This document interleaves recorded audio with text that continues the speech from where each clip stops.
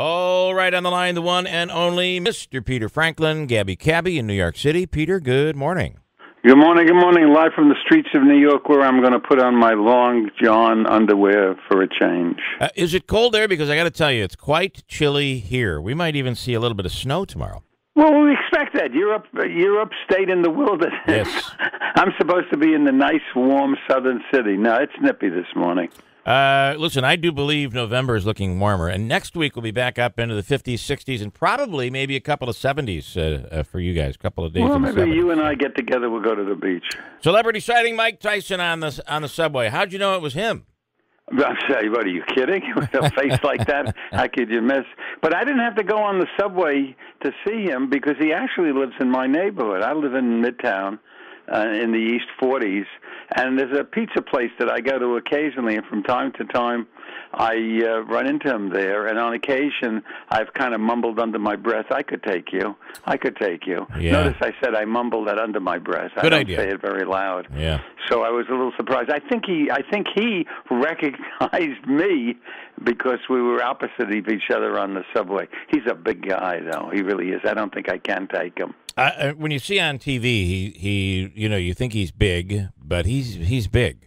Yeah, and by the way, just so, I mean, it's not that unusual to see a celebrity riding the subway because lots of people do. I mean, this is not Beverly Hills where they're driving around in limos or anything. So, I can say, hey, I saw him, but at the same time, I don't want your nice listeners to say, whoa, that's the most amazing thing they've heard on the radio today. No, it's really not that big a deal. But like I say, I think I can take him. How is when people up here, when we look at the presidential race, looking very much like, boy, no matter how many people vote for Trump up here, downstate's going to carry Hillary by a landslide. What's the general feel you get? Well, don't be so sure about that because, it's considered a big no-no in New York City right now to even discuss the election.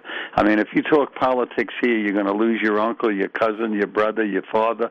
You're going to make an enemy. So the word here is just keep your mouth shut and do what you do. And I think it is a lot of people, I guess, and I'm basing this on nothing, a lot of people who are saying either that they're not going to vote for Trump or they're not saying anything because I don't know if the word is embarrassment, but they just don't want to reveal, I'm a Trump guy. Yeah. I think when they go into the balloting box, I think he's going to do a lot better in New York than you might expect. Well, and I think he'll do well upstate. So interesting. Okay, so there's always talk when Trump talks about the Mexicans, but in New York City, of course, you have the United Nations, which means you have people with special cards there, right?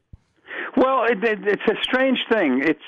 I go past the government of Mexico's council, which is it's in the East 30s, and I always see there's a long line standing outside, and I'm thinking to myself, well, these are people, tourists going to Mexico and getting some kind of visa, but then when you look at the line, they look like Mexicans, whatever that means. I mean, they don't look Chinese. They don't look Jewish. They look like Mexican. So I walked over there to kind of find out why is there a line there, and this is the deal. They give out something, and I hope I can pronounce it right. It's called a Consular Identification Card, and it's a card that says that this is to certify that the person is a national of Mexico and should be accorded all the privileges thereof.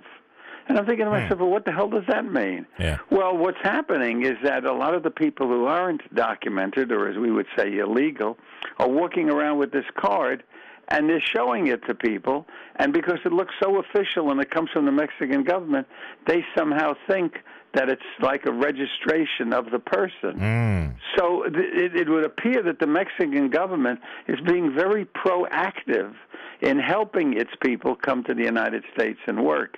I don't have any particular objection to that, but I think that's a reason right there that a lot of people are going to probably vote for Trump who aren't admitting that they're going to vote for him because they like the idea of the wall.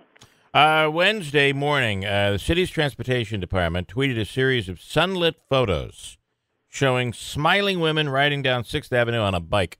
What's this?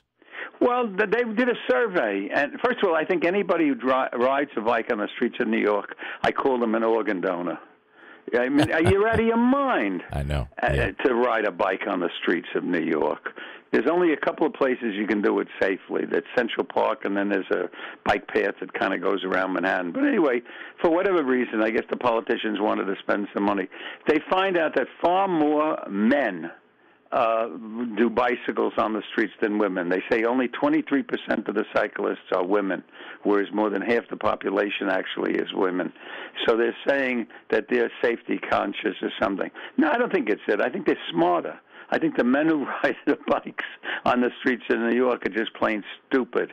I mean, it's insane to do it. You'd never catch me doing it. Yeah, especially just the cabs alone. I don't mean to be pointing it out, but then you get the people from upstate who don't know how to drive down in the city. It's a mess. I wouldn't be riding a bike. Yeah, down well, there. the evil one, and I hope they're not your sponsor, is Citibank, which promotes these bikes that you can just rent. And you drop them off. Racks. Yeah. And you go, and so what they're doing is they're hustling people who really aren't that used to riding bikes in the first place.